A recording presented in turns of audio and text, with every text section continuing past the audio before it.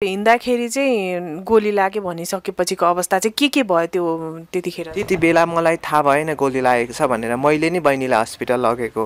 मलाई गोली लागेको त त्यतिखेर थाहा, खुनहरू त आएको थियो। अब बहिनीको खुन र मेरो खुन एकै ठाउँमा भयो। मैले बहिनीलाई यसरी हातमा लिएँ। अनि बहिनी के गोली लागेर ढल्यो नि त्यतिखेर तपाईँलाई पनि थाहा थिएन?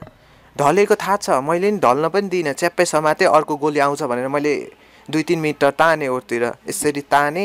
अनि अर्को एकजनाको आउनुभयो, बहिनी नि सँगै थियो। बहिनीले मान्छेलाई बोला भनेर मेरो नम्बर दिए, फोन दिए। अनि बहिनीले आफन्तहरू त्यो रिलेटिभ्सहरूलाई भनिदिनु भयो।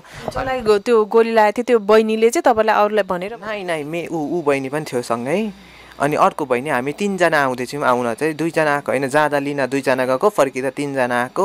आउँदाखेरि हाम्रो 2 जना चाहिँ हात समातेको थियौँ। अर्को एकजना बहिनी चाहिँ 1 स्टेप अगाडि नै थियो। गफ गर्दाखेरि, सँगै गफ गर्दाखेरि 1 स्टेप अगाडि पछाडि हुँदै आएको थियौँ। त्यहाँ लागेपछि गोली लाग्ने बित्तिकै बहिनी ढल्यो, मैले ताने। अनि सुरुमा त कस्तो देख्ने बित्तिकै यत्रो प्रेसमा खुनहरू आइरहेको थियो। अनि मैले यसरी हातले टालेँ, अनि केही भएन। अनि यतापट्टि प्लास्टिक थियो, त्यो सफै जस्तो लाग्यो। मैले प्लास्टिकले पनि छोप्ने प्रयास गरेँ, त्यो पनि भएन।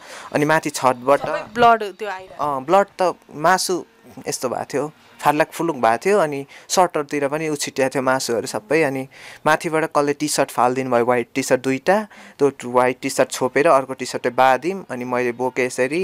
अनि अर्को बहिनीले खुट्टातिर बोक्यो। अनि अर्को एकजना दाइले बोक्न सकम भयो बाटोमा जाँदै।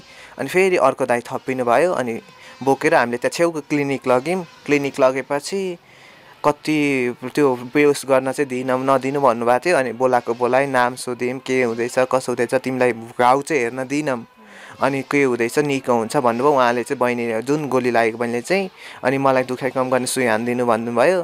त्यहाँनिर फेरि उहाँहरूको कस्तो भन्नु, नर्सहरू हुनुहुन्छ कि त्यो समथिङ, त्यो मेडिकलमा त फार्मेसीमा त दबाई बेच्ने मान्छेहरू हुन्छ, उहाँलाई कुन सुई हान्ने त्यस्तो आइडिया भएन। फोन गरेर सोध्नुभयो। सोधेपछि सुई हान्ने जस्तो गरिदिनु भयो। त्यो चाहिँ देखाउनलाई त्यो बहिनीलाई के दिने भन्छ नि त्यस्तो, त्यो आस्ताना के दिने, त्यो होइन, हानेको छ सान्त्वना दिनलाई।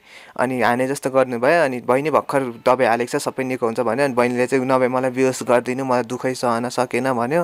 अनि केही हुँदैन भनेपछि एम्बुलेन्स पनि 17-18 जना कतिजनाले फोन गरिसक्नुभयो। अनि छिर्नै दिनु भएन अरे, एम्बुलेन्स चाहिँ छिर्न दिनु भएन अरे। अनि बल्ल 1.5 कि समथिङ 2 आवर पछि चाहिँ बल्ल एम्बुलेन्स आयो। 2 घन्टा पछि आयो। कति बजेको घटना चाहिँ गोली लागेको थियो ठ्याक्क? 4:30 या 4:45 समथिङ, 5 चाहिँ बजिसकेको थिएन।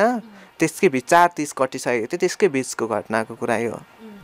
अनि एम्बुलेन्स त्यो सबै भइसकेपछि एम्बुलेन्स बोलाएको पछि आयो। कति बजी आएको थियो? हाम्रो त त्यो जुन हाम्रो अरू बहिनीहरू लगन खेलको कुमारी पार्टीमा थियो, त्यहाँबाट बरु इनड्राइभ गरेर आउनु भइसक्यो। एम्बुलेन्स अझै आएन। उहाँ 7 बाटोबाट आइसक्नु भयो, एम्बुलेन्स आएन। कसैको प्राइभेट कारमा पनि लानु भनेर त्यस्तो आउनु भएन।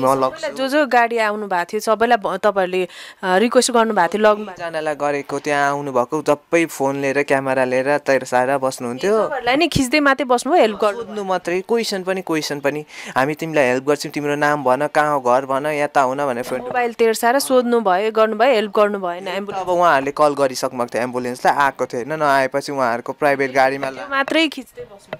सोध्नु पनि भयो, इन्क्वायरी त्यस्तो के। अनि त्यहाँपछि मैले चाहिँ छिटो एम्बुलेन्स बोलाइदिनु भयो भने। अनि पछि एउटा एम्बुलेन्स आउनुभयो। अनि उहाँहरूले त्यताबाट यता कोटेश्वरको यता निकालेर 1.5 घन्टा चाहिँ भइसकेको थियो।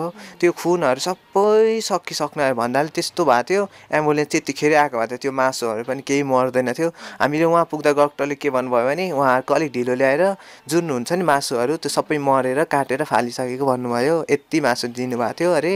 म त त्यतिखेर त मलाई जब उहाँ पुगेपछि मलाई 1 घन्टा पछि चाहिँ रिगटा जस्तो चल्यो। मेरो पनि खुन सबैतिर भइसकेको रहेछ। अनि बहिनीलाई त यसरी सुताएको थियो, म त काखमा राखेको थिएँ। अनि मेरो खुट्टा यतापट्टि भएको थियो। अनि यताबाट खुन कहाँबाट आयो भन्नुभयो होइन अरूहरूले, खुनै खुन भएको थियो भुइँभरि। अनि यो भाइलाई पनि चोट लागे जस्तो छ भन्नुभयो। अनि मलाई त खोइ चोट त थाहा भएन। हस्पिटल लगिन्जेल तपाईँलाई लागेको भन्ने थाहा थिएन। मैले नि बोकेर लगेको।